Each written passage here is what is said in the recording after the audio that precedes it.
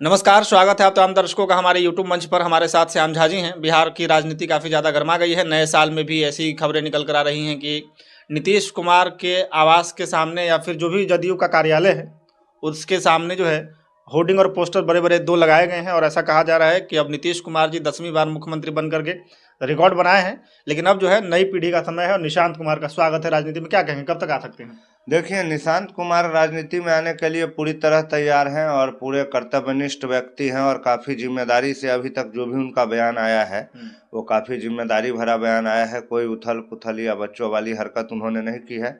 लेकिन देखिए, कयासों का बाजार चाहे कितना भी गर्म क्यों न हो, जमीन पर आधारित जो सच्चाई है उनका एक अपना वजूद होता है। तो कहने का तात्पर्य ये था कि कयास लगाए जा रहे हैं, पोस्टर लगाए जा रही है। पोस्टर कुछ पहले भी लगा था, लगभग 6 महीना साल भर पहले भी इस तरह के पोस्टर लगे थे। लेकिन और सब कुल लोगों को लग रहा था कि चुनाव का परिणाम अगर एनडीए के समर्थन में जाता है तो निशांत कुमार की जरूर राजनीतिक एंट्री हो जाएगी। फिर जब नीतीश बाबू दिल्ली जा करके और वहाँ पर आला कमान लोगों से मिले, चाहे वो अपने अमित शाह जी हो, नरेंद्र मोदी जी हो, राजनाथ सिंह जी हो या ललन सिंह हो, तमाम जो लोग थे उन लोगों से मिली तो फिर अटकलों का बाजार गर्म हुआ कि अब राजनीति में नई बारी की शुरुआत हो रही है निशांत कुमार की। लेकिन फिर ये मामला ठंडा हो गया, फिर अब पोस्टर वार चालू हुआ है। तो देखिए, राजनीति में एंट्री अगर नीतीश कुमार जी निशांत का करना चाहे तो बिना कुछ सोचे समझे 1 मिनट में कोई भी मंत्री उसको बना सकता है। परिवारवाद की राजनीति लेकिन नीतीश कुमार नहीं करते हैं, ये शुरुआत से ही देखा जा रहा है। हाँ, तो परिवारवाद की तो नहीं करते हैं। नीतीश कुमार जी 6 भाई बहन हैं। आप उनके किसी भाई बहन का नाम जानते हैं? लेकिन अगर निशांत जाएंगे तो विपक्ष कितना ज़्यादा हमलावर हो जाएगा कि डायरेक्ट कैसे ये दीपक प्रकाश की तरह हो जाएगा फिर। नहीं, तो विपक्ष जाएगा तो परिवारवाद की राजनीति नहीं करते हैं नीतीश कुमार, ये एकदम सही बात है। लेकिन उनके बाद कोई न कोई युवा तो आएगा ना। तो अगर वो युवा निशांत कुमार होना चाहे तो इसमें कोई बहुत बड़ी दिक्कत थोड़ी हो सकती है सबको। चुनाव लड़ के आए ना, जैसे नीतीश कुमार चुनाव नहीं लड़ते हैं फिर भी मुख्यमंत्री बनते हैं, तो नीतीश वही कुमार जितना बार चुनाव लड़े हैं और जीते हैं उन जानकार लोगों को पता नहीं है। अब वो वही लेवल पर चले गए हैं जहां पर चुनाव उनका कोई मतलब ही नहीं है। चुनाव किसका किया जाता है, वोट किसके लिए होता है? जहां दोनों में मुकाबला हो, हाँ कुछ लोग इसको देगा कुछ लोग उसको, वो अगर खड़े हो जाएंगे कहीं तो विपक्ष में कोई खड़ा होगा? और नहीं तो बिहार के नहीं, भारत के जिस नेता को मन हो ना, नीतीश कुमार के सामने आकर के बिहार में चुनाव लड़ लो। हम जिस नेता को, अरे वो तो आप लोग के लिए चुनाव नहीं लड़ रहा है। चुनाव लड़ेगा का है, चाहे निशांत कुमार है या अभी उपेंद्र कुशवाहा जी के पुत्र बने हैं मंत्री दीपक प्रकाश। तो सबको कहीं ना कहीं से आकर के उसको ये साबित करना ही पड़ेगा कि वो चुनाव जीत करके उस योग्य बने हैं। 6 महीना का वक्त होता है। बात वो नहीं, बात वो है कि निशांत कुमार आएंगे तो परिवारवाद के बातों को हवा मिलेगा। यहाँ पर सब लोग पहले ही नीतीश कुमार के लिए कुछ बातें खोज रहे हैं कि कुछ मिल जाए ऐसा जिससे उनके ऊपर हमलावर हुआ जाए। लेकिन मान लीजिए परिवारवाद की हवा को भी मानेंगे तो नीतीश कुमार जी ऐसे व्यक्ति नहीं है जो अपने बेटे को ये सिखा कर जा रहे हैं कि हम लूट लिए अब तुम भी लूटो। वो भी बिहार को बना के गए हैं और उनके बेटे में भी यही गुण है, वो भी बिहार को बनाएंगे। चलिए, एक सवाल है कि नीतीश कुमार अपने बेटे की राजनीतिक एंट्री करा सकते हैं और जैसा जदयू के कार्यालय में कार्यकर्ताओं में काफ़ी खुशी है, तो अगर ऐसा होता है तो निशांत कुमार किस पद पर जाएंगे? क्या नीतीश कुमार अपने जदयू का अध्यक्ष पद उनके लिए छोड़ेंगे या फिर कार्यकर्ताओं की खुशी के लिए, जैसा कार्यकर्ता चाह रहे हैं कि युवा पीढ़ी राजनीति में एंटर करे, तो क्या लगता है कि सीधे मुख्यमंत्री बना दिया जाएगा? नहीं, मुझे ऐसा नहीं लगता। मुझे जहाँ तक राजनीतिक समझ है, नीतीश कुमार जी ऐसे व्यक्ति नहीं है जो अभी तुरंत निशांत कुमार को जनता दल यूनाइटेड का अध्यक्ष पद मिल जाए या मुख्यमंत्री का पद मिल जाए। यहाँ तक मैं समझता हूँ उन्हें कोई ऐसा मंत्रालय दिया जाएगा जो किसी बड़ी हस्ती या मुख्यमंत्री स्वयं नीतीश कुमार जी के देखरेख में चलता हो, जहाँ पे उन्हें कुछ एक्सपीरियंस लेना होगा। इतनी जल्दी नीतीश कुमार जी इतना बड़ा जिम्मेदारी नहीं दे सकते हैं, क्योंकि वो जिस पार्टी के साथ काम कर रहे हैं बीजेपी, वहाँ देखा गया है कि आपको तैयारी करके आना होगा। ऐसा नहीं है कि आप किसी के बेटे हैं या बहू, परिवारवाद वहाँ भी है। अगर कोई मंत्री है फिर उसका बेटा भी मंत्री है, बेटी भी मंत्री है, बहुत चीज़ें हैं। लेकिन आप उनसे बात करके देखिए, आप उनके राजनीतिक अनुभव के बारे में जानिए, आपको कहीं से कोई कमी नज़र नहीं आएगी। तो और बहुत जगह तो आपने देखा है, बिहार में हो या कई जगहों पर हो, ऐसा परिवारवाद चला है कि मान के चलो कुछो नहीं आता जाता है तो वो वह रहेगा मुख्यमंत्री।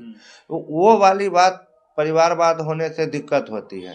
बाकी अगर अच्छा राजा है और उसका बेटा राजा अच्छा बन गया है तो फिर काहे की लड़ाई, तब तो ठीक ही है। पब्लिक के लिए जो अच्छा काम कर रहा है बस वो नेता चाहिए, चाहे वो एक ही परिवार का हो चाहे अलग अलग परिवार का हो।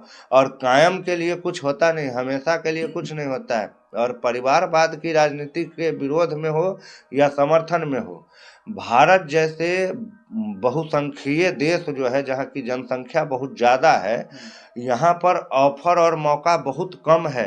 कुर्सी अगर किसी को एक बार मिल जाए तो जल्दी छोड़ना नहीं चाहता है, क्योंकि कुर्सी छोड़ेगा ना तो बेंच पर बैठने लायक नहीं बचता है। वहाँ बेंच पर पहले ही 2000 आदमी का नंबर लगा, उसको गायबे कर दिया जाता है।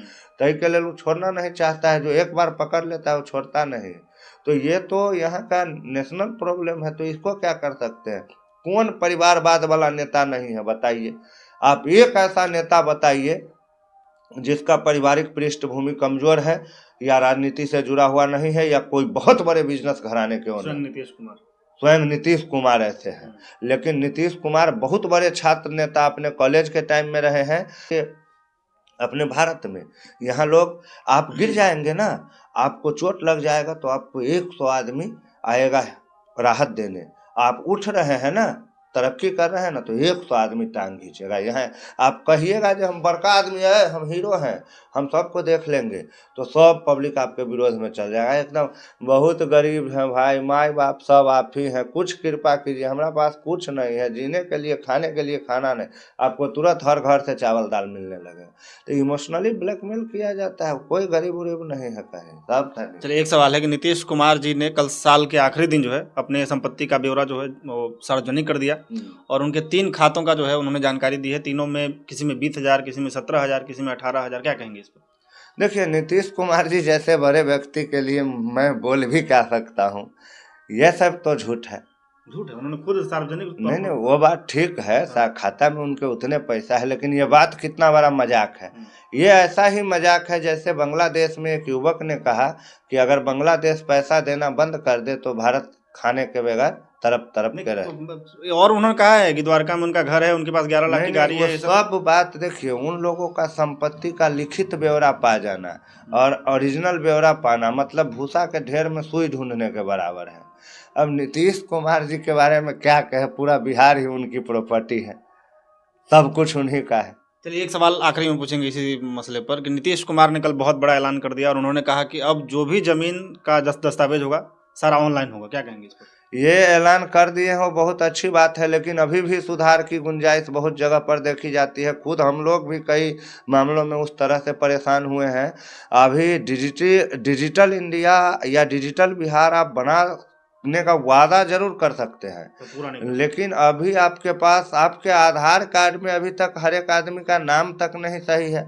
90% आदमी के आधार कार्ड में कुछ न कुछ प्रॉब्लम है। किसी का डेट ऑफ बर्थ गलत है, किसी का फ़ोन नंबर गलत है, किसी का पिताजी का नाम गलत है, किसी का एड्रेस गलत है, किसी का वार्ड नंबर गलत है। सरकार कहाँ गलत है? आदमी जाएगा CSP पे, कैसे करवा ले? आप CSP पर जाना इतना आसान समझते हैं? आधार कार्ड का एक अपडेट कराने के लिए हम लोग को 10 किलोमीटर ऑटो भाड़ा करके जाना पड़ता है। 200 रुपया ऑटो वाला जाने आने का भाड़ा लेता है। उसके बाद वहाँ पर अगर हुआ तो आज लाइन में नंबर मिला, नहीं तो कल नहीं मिला, और उसके बाद वो आदमी 250 रुपया लेता है। एक अपडेटेशन का 500-600 रुपया खर्चा है, और उसके बाद थोड़ा दिन के बाद पता चलता है वही बार नहीं हुआ अपडेट, फिर से जाके करा। तो इस तरह का टेक्निकल खामियां तो है भारत में। हम लोग के घर के पास मोबाइल का टावर काम नहीं करता है। कोई भी वीडियो देखते हैं, मैच देख रहे थे, बल्ला भाजा था कोहली, लेकिन बॉल लग के कैच हो गया कि चौका चला गया, वो देखने के लिए घूमते रह गया। अब फिर जब दोबारा चालू हुआ तब तक 3-4 ओवर खत्म हो गया था। तो हम लोग उस दौर से गुजर रहे हैं। आप ज़मीन का ऑनलाइन कीजिए, मकान का ऑनलाइन कीजिए, सब कीजिए, लेकिन आपका सिस्टम अभी दुरुस्त नहीं हुआ है। बहुत धन्यवाद आप तमाम दर्शकों का वीडियो देखने के लिए।